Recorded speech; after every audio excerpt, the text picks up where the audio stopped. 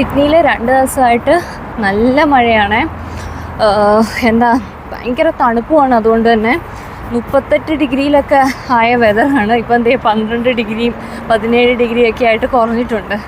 ഓസ്ട്രേലിയയിൽ എപ്പോഴും അങ്ങനെയാണ്. ഒരാഴ്ച അടുപ്പിച്ച് കത്തി ജ്വലിക്കുന്ന ചൂടാണെങ്കിൽ 2 ദിവസം മഴയായിരിക്കും. അതോടുകൂടി എല്ലാ ചൂടും അങ്ങ് മാറി പിന്നെ തണുപ്പിലേക്ക് മാറും കേട്ടോ.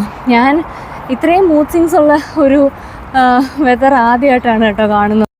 ഒരു കണക്കിന് നല്ലതാണ്, കാരണം ഓൾവേസ് ചൂടായി കഴിഞ്ഞാൽ നല്ലതല്ലല്ലോ.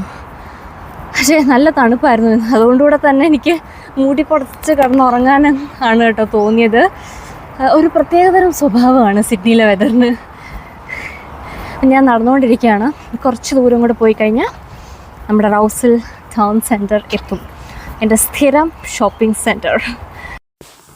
അങ്ങനെ ഞാൻ റൗസിലെത്തി. റൗസിൽ ഓൾറെഡി ക്രിസ്മസ് വൈബൊക്കെ ആയി തുടങ്ങി കേട്ടോ. അതിൻ്റെ ഡെക്കറേഷൻസൊക്കെ അവർ ചെയ്തു തുടങ്ങി.